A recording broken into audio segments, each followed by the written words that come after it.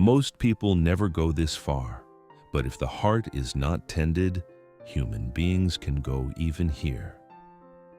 Why did God record such an extreme family story in the Bible? A story where brothers throw their younger brother into a pit and sell him as a slave. Perhaps not to condemn us, but to protect us, to tell us how far our hearts can go, and that we must stop before reaching that point. We all know how natural sibling rivalry is, how naturally the heart of comparison arises from childhood, competing for parental attention, praise, and love, and how this continues into adulthood, at work, even within the church, when questions like, "Why only them?" and "Why not me?" whisper in the corners of our hearts. We know these are very human emotions. Hello? Today, let us quietly look into the story of Joseph and his brothers together, not to judge, but to understand our own hearts.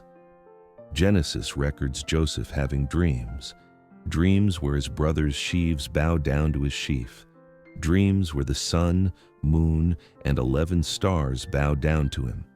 Joseph tells these dreams to his brothers, and the Bible conveys the result in short but powerful sentences. His brothers were jealous of him. His brothers hated him even more.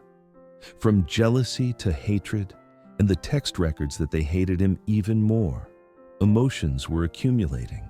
Jacob's favoritism toward Joseph played a part. The coat of many colors was a symbol of that favoritism, and the brothers must have accumulated something in their hearts as they saw it every day. And Joseph's dream stories ignited those accumulated emotions. Eventually, the brothers plot against Joseph, throw him into a pit, and sell him as a slave. An extreme that most of us cannot even imagine. But we must pause here and think. The brothers probably did not intend to go this far from the beginning. At first, they must have just felt uncomfortable.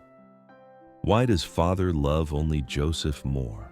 This question must have remained in their hearts without an answer, and that discomfort very gradually turned into jealousy. Jealousy hardened into hatred, and hatred led to a plan. We know this. Unattended emotions grow.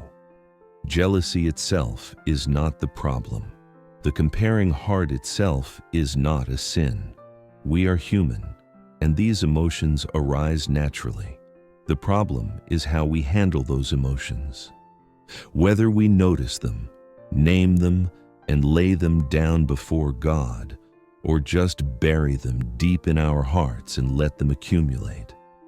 Joseph's brothers seem not to have had the opportunity to look into their own hearts, or rather, they chose not to. There was no self-awareness like, I am jealous right now. I am comparing right now. I want to be assured of my Father's love right now. So the emotions just accumulated, hardened, and eventually burst out into action. Through this extreme story, God seems to be asking us, can you stop before going this far? Can you tend to your hearts? We must think, as parents, as adults, what we should do when children are jealous of their siblings. Instead of just scolding them for having a bad heart, can we name that heart and look into it together with them? You're upset right now. Your heart felt uncomfortable seeing your sibling get praised. That's natural. But what should we do with that heart? Such conversations are needed. Jacob favored Joseph, and the family did not seem to tend well to the growing emotions among the brothers. Joseph spoke of his dreams without considering what his brothers might feel. Emotions were not properly handled within the family, and the result was tragic. We are the same. Even as adults, we still compare. We feel uncomfortable seeing someone else's success. We mutter inwardly, "Why not me?" when we see someone else's blessing, and we pretend not to know that heart bury it, and try to package it in spiritual language. We say, "I bless you," while feeling uncomfortable inside. But God knows our hearts, and He does not condemn that heart. Instead, He shows us the story of Joseph's brothers and quietly says, "Do not go this far. Tend to your heart, notice your emotions, and bring them to me." Comparison and jealousy isolate us. The brothers could not talk with Joseph. The Bible records that they could not speak peaceably to him. Hatred breaks relationships. Jealousy makes us lonely. When we envy and are jealous of someone, we cannot have a true relationship with that person. We are just busy comparing, measuring, and defending ourselves. God does not want us to live like this. He wants us to see each other not as objects of comparison, but as companions journeying together, not as competitors, but as brothers and sisters. To do this, we need the courage to honestly look into our hearts. I am jealous right now. Acknowledging this is the first step, and finding the real emotion behind that jealousy. Perhaps I lack assurance that I am loved. Perhaps I am trying to confirm my worth only through comparison with others. Perhaps I am craving people's approval more than God's love. These questions are painful, but if we avoid this pain, we take one step at a time down the path that Joseph's brothers walked. Of course, like most of us will not throw our siblings into a pit, but it is not so difficult to push someone away in our hearts, cut off relationships, be cynical, and secretly hope for that person's failure, and that too is hatred. Through this story, God warns us. At the same time, He protects us. You can go this far. The human heart can go this far. So guard your heart. Tend to your emotions. Bring them to me. We must practice this for a lifetime.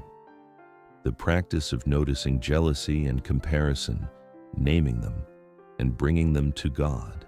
And we must teach this to our children as well, that emotions are not bad things, but that they are dangerous if not tended. Before God, we can be honest. God, my heart feels uncomfortable seeing that person blessed. I want to be recognized too. I want to be loved too. This is not a confession of sin, but a confession of the heart. And God hears this confession, does not condemn us, and comforts our hearts. Joseph's brothers are eventually restored. It took a long time, but they reconcile with Joseph and acknowledge their wrongdoing. God turns even this extreme story into a story of restoration, but the process was long and painful. We do not have to go that far. Now, in this moment, we can tend to our hearts. Now, in this moment, we can bring our jealousy and comparison to God. Now, in this moment, we can stop. So for a moment, let us quietly lay down our hearts before God. God, You are the one who knows our hearts. You know how easily we compare, become jealous, and feel uncomfortable. And You do not condemn that. You understand us. And at the same time, You want to protect us. Today, help us to look into our hearts a little more honestly. Give us the courage to admit that we are jealous, that we are comparing, that we envy someone. And help us discover the real longing behind that heart, what we truly want, what we truly need. Before our hearts harden into hatred, help us bring them to You. Help us see each other not as competitors, but as brothers and sisters journeying together. Help us teach this to our children as well, that emotions are natural, but dangerous if not tended. Today as well, help us live guarding our hearts, Amen. We are all still learning how to tend to our hearts, how to notice jealousy and comparison, and how not to let them harden into hatred. Today as well, let us look a little more into our hearts together, without judging, without condemning, just noticing and bringing them to God. Most people do not go to the extreme, but we all have the possibility of taking steps in that direction, one by one. So today, let us stop, look back, and tend to our hearts, gently and honestly.